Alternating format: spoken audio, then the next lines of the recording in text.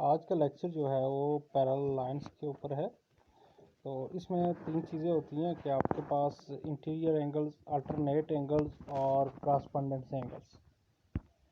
ठीक है जी। क्रॉसपेंडेंट एंगल जो होते हैं वो आपके पास उसकी शेप इस तरह से होती है और क्रॉसपेंडेंस एंगल्स इक्वल होते हैं आपस में। अल्टरनेट एंगल्स आपस में इक्वल होते हैं और इसी तरीके से इंटीरियर एंगल्स आपस में इक्वल नहीं होते। ठीक है, ये दो चीज़ें आपने याद रखनी है कि क्रॉसपेंडेंस एंगल भी आपस में इक्वल होते हैं और अल्टरनेट एंगल्स भी आपस में क्या होते हैं, इक्वल होते हैं। अब जैसे कि ये एग्जांपल है हमारे पास, तो इसको देख लेते हैं।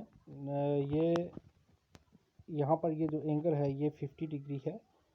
तो ये एंगल और ये वाला एंगल ये आपस में क्या होंगे, क्रॉसपेंडेंस होते हैं और ये आपस में क्या होंगे, इक्वल होंगे। ठीक हो गया जी। ये एंगल्स आपस में क्या होते हैं, क्रॉसपेंडेंस होते हैं और ये एंगल्स आपस में होते हैं इक्वल।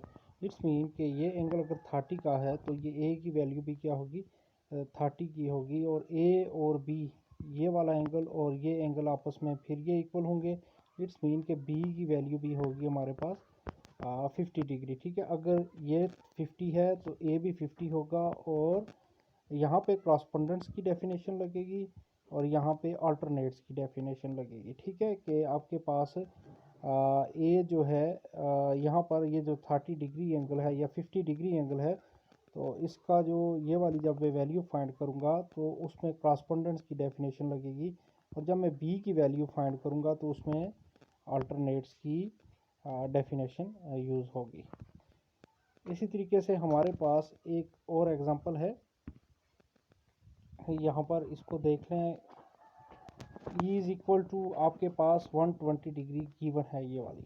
ठीक है, तो आपको पता होना चाहिए कि एक स्ट्रेट लाइन के ऊपर जो एंगल बनते हैं वो 180 डिग्री होता है। ठीक, तो इट्स मीन कि हमारे पास ई और डी को ऐड करेंगे तो हमारे पास ये कितना हो जाएगा, 180 डिग्री। ठीक हो गया। तो ई की वैल्यू 120 डिग्री है तो उसको इस वैल्यू में पुट कर दें और यहाँ से डी की वैल्यू निकाल लें आप। डी की वैल्यू हो जाएगी 60 डिग्री।